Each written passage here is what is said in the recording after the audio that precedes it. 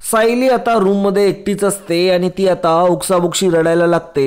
सायलीला मात्र रडू कंट्रोल होत नसतं। सायली आता कंटिन्यू रडायला लागलेली असते। सायली म्हणत असते की मी आता काय करू, माझ्या जीवनात इतकं सारं दुःख आलंय, खरं तर मी ज्यांना माझं मानलं तेच माझे दुश्मन निघाले, असं मात्र आता सायली खूप टोकाचं बोलायला लागते। खरं तर अर्जुनने वागलेलं जे असतं तिच्यासोबत ते खरंच वाईट असतं आणि त्यामुळे मात्र सायलीची ही अवस्था झालेली असते। सायली आता विचार करत असते की मी काय करू, नेमकं मी स्वतःचा जीव घेऊ की काय करू। ज्यांच्यावरती मी प्रेम केलं त्यांनीच मला धोका दिला, मी ज्यांच्यासाठी जीवाचं रान केलं त्यांनी मात्र माझ्यासाठी खड्डा खोदला। आता मात्र अर्जुनचं आता तिला खूपच वाईट वाटत असतं, तिच्या मनामध्ये खूपच जास्त त्रागा निर्माण झालेला असतो।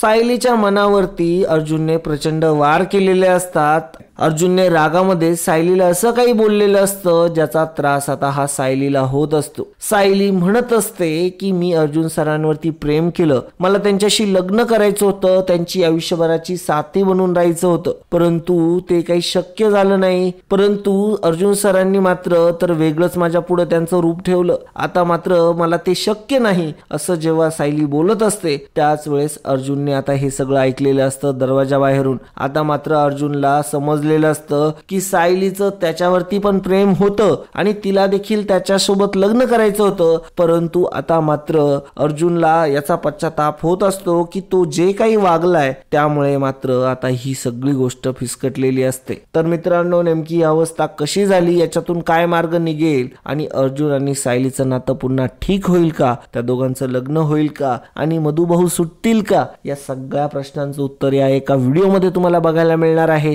तर मित्रांनो, तुम्ही हा व्हिडिओ शेवटपर्यंत बघावा अशी मी मनापासून विनंती करतो। तर मित्रांनो, आपण व्हिडिओला सुरुवात करूया। आता मित्रांनो, झालेलं असं असतं, चैतन्य आणि अर्जुन जेव्हा ऑफिस मध्ये बोलत असतात त्यावेळेस मात्र अर्जुन चिडूनच म्हणालेला असतो की मी माझ्या स्वतःच्या स्वार्थासाठी मधुभाऊंची केस लांबवणार नाही, परंतु याचा आता उलट अर्थ सायलीने घेतलेला असतो। त्यामुळे सायलीला खूप जास्त वाईट वाटलेलं असतं, सायलीचा पूर्णपणे गैरसमज झालेला असतो। तो मात्र आता ती तिथे न थांबता घरी निघून जाते। घरी निघून आल्यानंतर ती विचार करू लागते या सगळ्या गोष्टींचं, तिला खूप वाईट वाटत असतं। त्यामुळे आता मात्र इकडे अर्जुन असाच विचार करत असतो की मला काही करून मधुभाऊंना सोडवायचंय, परंतु इकडे सायलीच्या मनात मात्र वेगळं सुरू असतं। सायलीच्या मनात सुरू असतं की अर्जुन सर ही केस लांबवत आहे आणि त्यांना मधुभाऊंना सोडायचं नाहीये, हे मात्र आता सायलीच्या मनात फिट झालेलं असतं। आता इकडेच अर्जुन चैतन्याला म्हणत असतो, आण रे ती फाईल, मला ती फाईल बघू दे, मला आजचे आज सगळे पॉइंट काढू दे, मी लवकरच आता मधुभाऊंना सोडवणार आणि मी माझं वचन पूर्णच करणार, हे आता काळ्या दगडावरली रेष आहे। तेव्हा चैतन्य म्हणतो की ठीक आहे अर्जुन, परंतु सायली जर वहिनी तुला सोडून निघून गेली तर?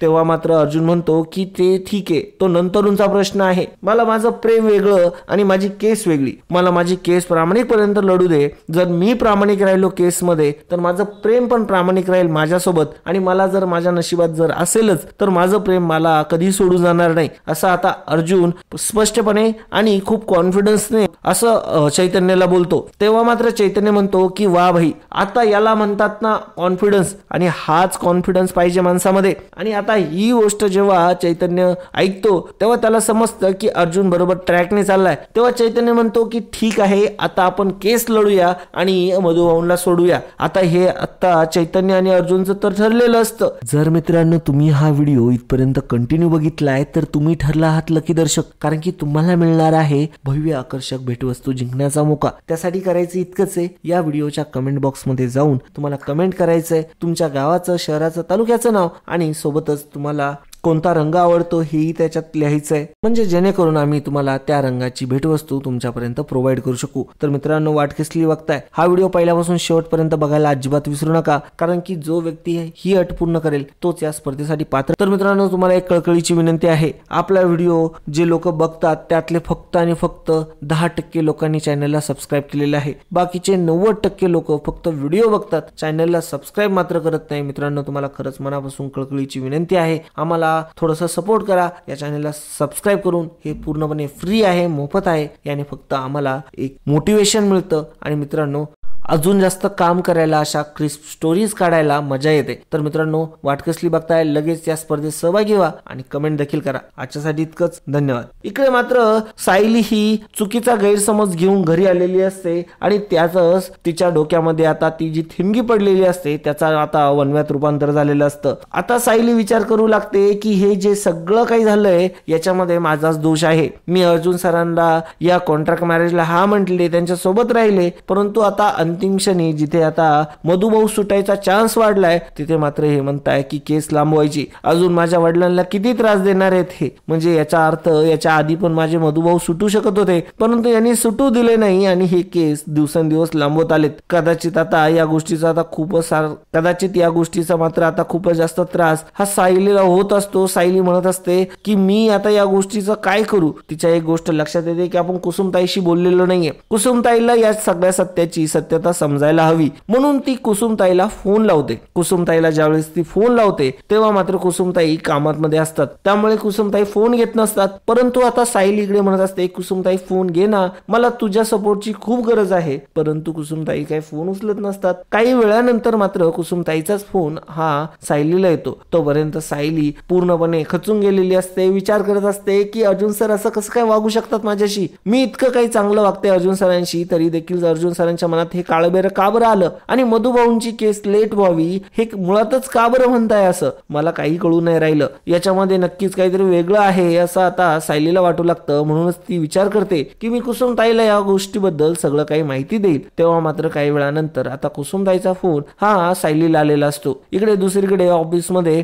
अर्जुन आणि चैतन्य बसलेले असतात. त्यांनी ठरवलेलं असतं की आता ही केस जिंकायचीच. त्याच्यासाठी नवनवीन फॅक्ट्स आता अर्जुन गोळा करत असतो. अर्जुन म्हणत असतो की त्या दिवशी जे काही झालंय, आजूबाजूच्या ज्या काही आपल्याला पुरावे मिळाले त्या गोष्टींची एक फाईल स्वतंत्र ठेव आणि सोबतच जे रिपोर्टची फाईल आहे ती स्वतंत्र ठेव. ज्याच्यामध्ये रिपोर्ट आले की मधुभाऊ हे डावखरे आहेत आणि ते डाव्या हातानेच सर्व काही कामं करतात, उजव्या हाताने मात्र ते बंदूक चालू शकत नाही. आता याच्यामध्ये हे सगळ्या गोष्टी व्यवस्थित आणि त्याच्यामध्ये रिपोर्ट देखील असतात आणि त्या रिपोर्टच्या साहाय्याने अर्जुन आता कोर्टामध्ये खूप मोठी बाजू मांडणार असतो आणि त्याचा मात्र यामध्ये खूप मोठा आता विजय होणार असतो. परंतु मित्रांनो, त्याच्या आधी त्याला खूप सारे चॅलेंजेसला फेस करावं लागतं. सगळ्यात महत्वाचं म्हणजे त्याला ते फॉरेन्सिक रिपोर्ट व्यवस्थित अरेंज करून त्याला पाठपुरावा करणारे व्यक्ती, त्याला पाठपुरावा करणारे अधिकारी हे आता त्यांना भेटावं लागतं. त्यांच्याकडे जाऊन त्यांची संमती घ्यावी लागते आणि ही तपासणी ज्याने केली त्याला मात्र कोर्टात हजर राहावं लागणार असतं. त्यासाठी तो त्यांची परवानगी देखील घेतो. अर्जुनने आता सगळं काही केलेलं असतं. अर्जुन या केससाठी पूर्ण रात्रंदिवस लावतो. तो घरी देखील आता एक दिवस येत नाही. अर्जुन आणि चैतन्य मात्र घरी न येता ते तिथेच ऑफिसमध्ये थांबलेले असतात. त्यांना मात्र या केसचा निकाल लवकरात लवकर लावायचा असतो. अर्जुनला आता मधुभाऊंला सगळ्यात पहिल्यांदा सोडवायचं असतं. तीच त्याची प्रायोरिटी असते आणि नंतर बघता येईल असं अर्जुन म्हणालेला असतो. परंतु आता तेच करण्यासाठी अर्जुन जीवाचं रान करत असतो इकडे. परंतु इकडे मात्र सायलीला वेगळाच गैरसमज होत असतो. मधुभाऊ केस लांबवण्याबद्दल अर्जुन सर बोलत होते. ही गोष्ट तिने कुसुमला सांगितलेली असते. कुसुमने तिला फोन केलेला असतो. त्यांच्या दोघींमध्ये बोलणं सुरू असतं. मधुभाऊंची जी केस आहे तर त्याविषयी अर्जुन सर म्हणताय की ही केस लांबूया आपण आणि मी ती लांबवणार आहे. हे मात्र मला काही समजलं नाही. तेव्हा मात्र कुसुमला धक्का बसतो. कुसुम म्हणते की अगं असं कसं काय करता येते. अरे इतके दिवस झाले, इतके वर्ष झाले तो माणूस त्या काळकोठरीमध्ये स्वतःच रक्ताचं पाणी करतोय आणि तिथे मात्र तो सडतोय, तरी देखील यांना अजून का बरं त्रास द्यायचाय, का बरं त्या माणसाचा तळतळाट घ्यायचाय. किती जास्त तळतळ करतो तो माणूस तिकडे. इतका जास्त त्रास होतो त्यांना. जेलमध्ये राहणं म्हणजे काय घरामध्ये 5 स्टार मध्ये राहण्यासारखं नव्हे. तिथे मात्र त्यांना इतक्या प्रचंड वेदनांना सामोरं जावं लागतंय. तिथे मात्र त्यांना काय काय त्रास सहन करावा लागत असेल दुसरा त्याची तर आपल्याला कल्पना देखील नाही. असं आता कुसुमताई सायलीला म्हणत असते. सायली म्हणते अगं ताई तुझं बरोबर आहे, मला पटतंय सगळं, परंतु काय करू मी आता अर्जुन सरांशी डायरेक्ट जाऊन बोलू का या विषयावरती. तेव्हा मात्र कुसुम म्हणते की तू डायरेक्ट जाऊन बोलू नको, तू आता लक्ष ठेव त्याच्यावरती, बारीक निरीक गोष्टींवरती लक्ष ठेव अर्जुनच्या, जेणेकरून तो आपल्याला काही वाकडं करणार नाही आणि मग आपल्याला त्याला काहीतरी विचारता तरी येईल. तुला तर नुसतं हेच ऐकू आलं ना की ते लांबवताय केस म्हणून, परंतु असं काही चालणार नाही. तू एक काम कर, तू सगळी माहिती गोळा कर हळूहळू. आता चैतन्य आणि अर्जुन ह्या ऑफिसमध्येच असतात. रात्रीची वेळ झालेली असते, मध्यरात्रीची वेळ झालेली असते. अर्जुन आणि चैतन्य हे ऑफिसमध्ये असतात. दोघेही खूप फ्रस्ट्रेटेड झालेले असतात. अर्जुनला सारखा सारखा सायलीचा फोन येत असतो. सायली काळजीपोटी अर्जुनला फोन करत असते. अर्जुन म्हणतो की मी जरा कामामध्ये आहे, तेव्हा मात्र तुम्ही मला फोन करू नका, डिस्टर्ब करू नका असं जेव्हा अर्जुन बोलतो, सायलीला आता असं वाटायला लागतं की अर्जुन सर का बरं असं करताय. अर्जुन सर म्हणताय की मी बाहेर आहे आणि मला तर त्यांचा काय बाहेर असल्याचा आवाज पण येत नाहीये, परंतु ते नक्कीच कोणातरी सोबत असतील असं तिला वाटायला लागतं. आता नेमकं त्यावेळेस असं होतं. तेव्हा मात्र आता तिला एक गोष्ट लक्षात येते की प्रियाला विचारूया की आपण प्रिया कुठे, कदाचित प्रियान ते भेटणार असतील असं काही प्लॅन असेल. तेव्हा मात्र प्रियाची माहिती काढण्यासाठी तिने आता प्रियाला फोन लावलेला असतो. प्रिया मुद्दामच म्हणत असते काय ग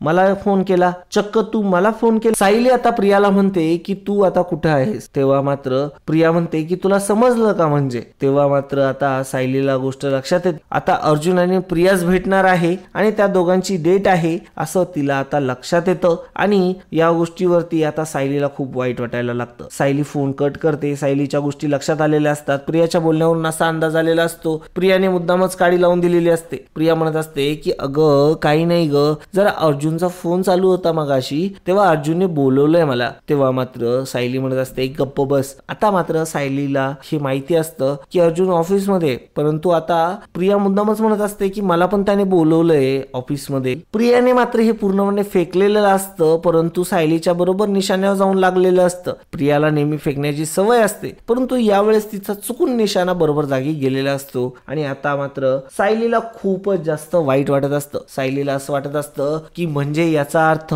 प्रिया आणि अर्जुन सर एकत्र येत आहे, त्यांच्यामध्ये एकत्रता होते आता पुन्हा एकदा आणि म्हणूनच आता मधुभाऊंची केस लांबवली जाते असा गैरसमज मात्र आता सायलीला होऊ लागतो. सायली विचार करू लागते की हे काय होतंय, मला काही समजत नाहीये की आता ह्याच्यामध्ये काय करू मी.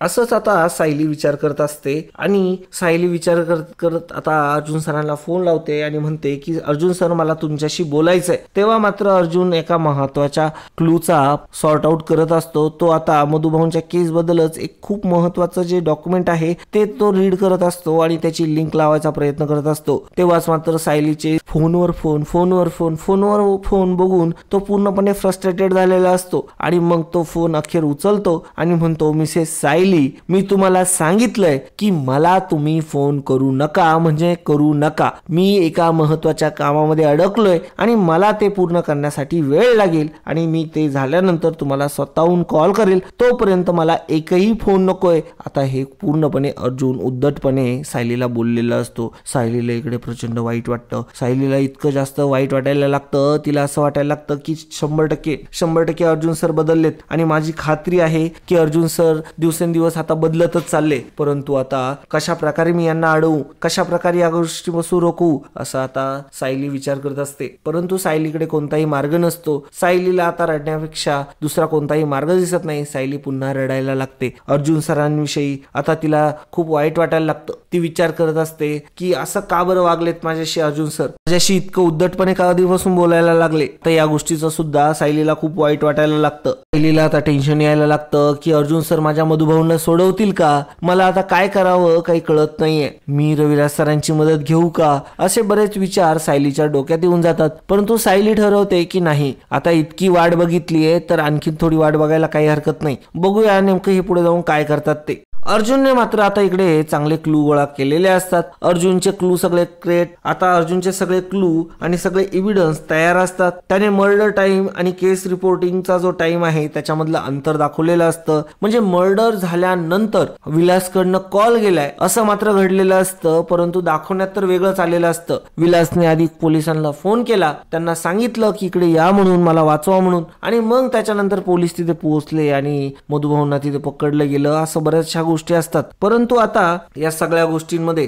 अर्जुनने शक्कल लढवत सगळे रिपोर्ट गोळा केलेले असतात. त्याच्यामध्ये फॉरेन्सिक रिपोर्ट मध्ये क्लिअर असतं की मर्डरचा टाइम आणि केस रिपोर्टिंगचा टाइम हा डिफरंट आहे आणि केस जेव्हा रिपोर्ट झाली तो टाइम होता मर्डर नंतरचा. आणि हीच गोष्ट खूप मोठी साक्ष आता जी काही मधुभाऊंच्या विरुद्ध आतापर्यंत चालत असते ती आता चालायची बंद झालेली असते आणि ती आता नल अँड व्हाईट झालेली असते. मग आता अर्जुनने ती सुद्धा कोर्टासमोर सादर केलेली असते. आता या केसला महिपत आणि साक्षी देखील आलेले असतात आणि इकडून प्रिया देखील आलेली असते. आता गंमत बघायला ते आलेले असतात. परंतु आता इथे जेव्हा अर्जुन एवढे पुरावे सादर करत असतो एका नॉर्मल केसला, त्यावेळेस मात्र महिपतला धक्का बसतो. महिपतला आता डोक्यात लक्षात येतं की आता या वकिलाकडे दुसरं काही आहे की काय. तेव्हा महिपत पण विचार करू लागतो की मला या वकिलाचा ना काहीतरी बंदोबस्त करावा लागणार आहे. हा लयच उडू राहिलाय आणि हा जेव्हापासून आलाय या केसमध्ये तेव्हापासून माझी वाट लागली आहे, हे आता महिपत विचार करत असतो. महिपत आता असा विचार करत असतो. अर्जुन मात्र कोर्टाला सांगत असतो की फक्त मर्डरचा टाइम आणि केस रिपोर्ट केल्याचा टाइम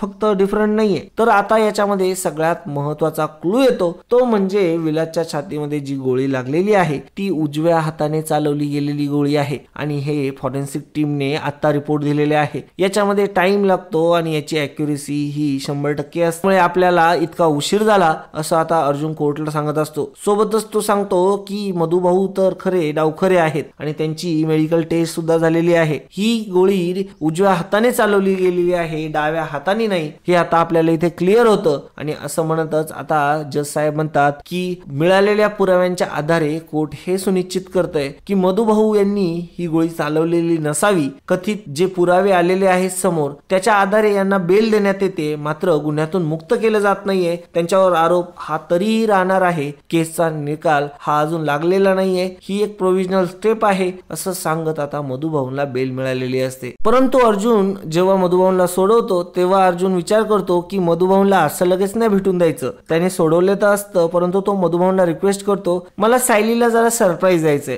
तुम्ही लगेचच तिच्याकडे जाऊ नका, आपण सायलीला सरप्राईज देऊया. असा आता अर्जुन सरप्राईज प्लॅन करत असतो. आणि आता तो घरी आलेला असतो. आता त्याला सायलीशी बोलायचं असतं, सायलीला त्याला इम्प्रेसच करायचं असतं. तो विचार करतो की मी किती दिवस असं लपून लपून प्रेम करू, एक ना एक दिवस मला ते प्रूव्ह करायचंच आहे, मला एक ना एक दिवस सांगायचंच आहे. आता मधुभाऊ सुटले पण आहे, आता मात्र मी काहीतरी फंटॅस्टिक आयडिया करू असा आता अर्जुन विचार करत असतो. मग आता अर्जुन हा घरी आलेला असतो. सायली ही रूम मध्ये रडत असते. सायली आता ओक्साबोक्शी रडायला लागते. सायली म्हणत असते की मी अर्जुन सरांबद्दल इतका चांगला विचार करते आणि अर्जुन सर मात्र माझ्याविषयी इतकं काळं मनात ठेवून आहेत. माझं आता अर्जुनवरती इतकं प्रेम, माझं अर्जुन सरांवरती इतकं प्रेम होतं, मला त्यांच्याशी लग्न करायचं होतं, माझा संसार त्यांच्यासोबत थाटायचा होता, परंतु अर्जुन सरांच्या मनात मात्र माझ्याविषयी कोणत्याही प्रकारचं प्रेम नाहीये. त्यांच्या मनात माझ्याविषयी काळवेर आहे आणि माझ्या मधुभाऊला सोडवण्यासाठी सुद्धा ते काही प्रयत्न करत नाहीये. माझ्या मधुभाऊंची केस सुद्धा त्यांनी लांबवली आहे. असं बरंच काही सायली बोलत असते.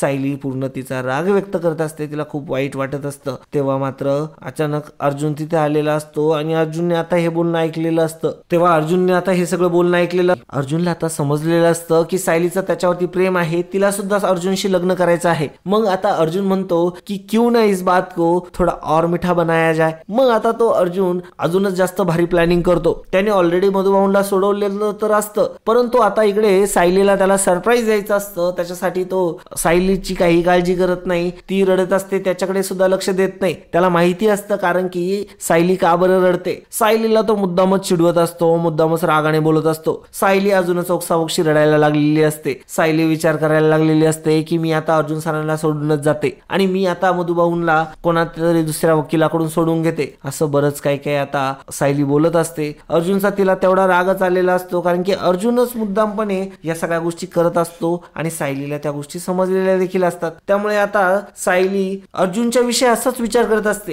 परंतु अर्जुनच्या डोक्यात मात्र वेगळी कल्पना असते. अर्जुन विचार करतो मी आता जर सायलीला सरप्राईज दिलं तर सायली खूप इम्प्रेस होईल आणि कदाचित ती तिच्या मनातल्या भावना माझ्याकडे व्यक्त करेल. परंतु आता अर्जुनला तर भावना माहिती असतात, परंतु अर्जुन विचार करतो की आता मी सायलीला जर एवढं मोठं सरप्राईज देणार आहे म्हटल्यावरती सायलीने सुद्धा मला सरप्राईज करायला पाहिजे. तेव्हा आता अर्जुन एक प्लॅन करतो. त्या प्लॅन मध्ये असं असतं की आता अर्जुन आणि सायली हे दोघेही घरी असणार असतात आणि मधुभाऊ त्यांच्याकडे येणार असतात, तेही मंदिरात भेटायला. मग अर्जुन सायलीला घेऊन मंदिरात जाणार असतो. देवापुढे दर्शन घेत असताना तो मधुभाऊंची भेट घडवून घेणार असतो आणि मग मंदिरातच अर्जुन आता सायलीला प्रपोज करणार असतो आणि तेही मधुभाऊंसमोर. आणि मधुभाऊंसमोर आता सायलीला तो सांगणार असतो की त्याच्या मनात सुद्धा तिच्याविषयी खूप प्रेम आहे. मधुभाऊंला तर असंच वाटेल की हे नवरा बायको आहेत आणि नवरा बायकोचं प्रेम व्यक्त करताय. आणि आता अर्जुनने चैतन्य सोबतच मधुभाऊंला ठेवलेलं असतं. तो चैतन्याला फोन करून सांगतो की मंदिरामध्ये मधुभाऊंला घेऊन ये, मी आणि सायली देखील तिथंच येतोय. तेव्हा आता सायलीला अर्जुन म्हणतो की तुम्हाला माझ्यासोबत आत्ताच्या आत्ता यायचंय आणि खूप इम्पॉर्टंट काम आहे. असं म्हटल्यानंतर सायली म्हणते की काय इम्पॉर्टंट काम आहे सर. परंतु आता सायली पूर्णपणे रुसलेली असते, तरी देखील ती नीट बोलत नसते. ती ती म्हणत असते की मी नाही येणार. तेव्हा मात्र आता अर्जुन सायलीला म्हणतो की तुम्हाला माझ्यासोबत यावंच लागेल आणि हा माझा आदेश आहे. असं बोलल्यानंतर सायली खूपच कोमेजून जाते. सायली अजूनच रडायला लागते. अर्जुन जसं जसं बोलत असतो तसं सायली रडतच असते नुसती, कारण की सायलीचं प्रेम असतं अर्जुनवरती आणि अर्जुनने असं तिच्याशी वागावं असं तिने कधी एक्सपेक्ट पण केलेलं नसतं. आतापर्यंत तिने कधी अर्जुनचा असा स्वभाव देखील बघितलेला नसतो. अशा प्रकारचं बोलणं, अशा प्रकारच्या बोलण्याची सवय तिला नसते. त्याच्यामुळे अर्जुनचं असं वागणं तिला खूप जास्त खटकत असतं आणि खूप जास्त वाईट वाटत असतं तिला, कारण की तिचं प्रेम असतं म्हणून. आणि मग आता अर्जुन तिला अजूनच चिडवत असतो. रस्त्याने जाता येता तो अजूनच जास्त चिडवण्याचा प्रयत्न करत असतो. आता मात्र मधुभाऊ हे मंदिरात आलेले असतात. मग अर्जुन आता सायलीला पण तिथे घेऊन जातो. मधुभाऊ देवाचं दर्शन घेत असतात. अर्जुन आणि सायली देखील तिथे आलेले असतात आणि ते सुद्धा दर्शन घेत असतात. आणि आता सायलीचं लक्ष हे दुसऱ्या बाजूला जातं आणि तेव्हा तिला दिसतं की मधुभाऊ आहेत आणि मधुभाऊला बघून ती आता खूप जास्त आनंदित होते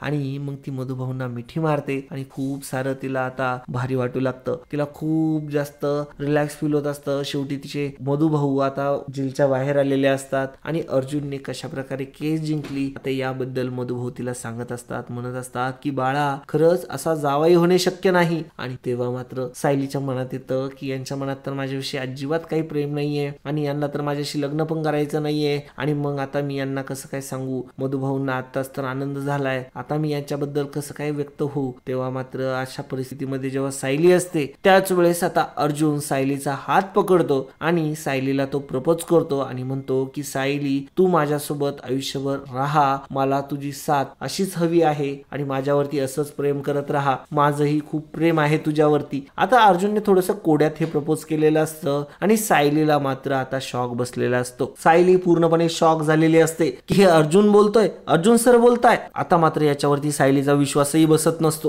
परंतु अर्जुनने आता सायलीला प्रपोज केलेलं असतं, तेही मधुभाऊंसमोर. आणि तेव्हा मधुभाऊंला असं वाटत असतं की हे नवरा बायकोचं प्रेम आहे आणि मधुभाऊला सोडवलंय, या निमित्ताने दोघं एकमेकांशी प्रेम व्यक्त करताय असं आता मधुभाऊला वाटत असतं. तेव्हा सायली मात्र भलतीच खुश झालेली असते. सायली मात्र उड्या मारायला लागलेली असते. सायली आता येते, अर्जुनला मिठी मारते आणि अर्जुन देखील सायलीला मिठी मारतो. दोघेही खूप आनंदी होतात आणि आता दोघं अशा प्रकारे एकत्र आलेले असतात. मधुभाऊ दोघांना आशीर्वाद देतात. देवी याच्या साक्षीने आता दोघांनी आशीर्वाद घेतलेला असतो आणि आता दोघेही खूप आनंदी उत्साही असतात आणि दोघेही आता ठरवतात की आता खूप प्रेमाने राहायचं, वागायचं आणि अशा प्रकारे दोघांचं मिलन झालेलं असतं. तर मित्रांनो, तुम्हाला हा एपिसोड कसा वाटला कमेंटद्वारे नक्की कळवा. आणि मित्रांनो, तुम्ही अजूनही चॅनलला सबस्क्राईब केलेलं नसेल तर कृपया करून चॅनलला सबस्क्राईब करा, जेणेकरून आपले व्हिडिओ तुमच्यापर्यंत पोहोचतील.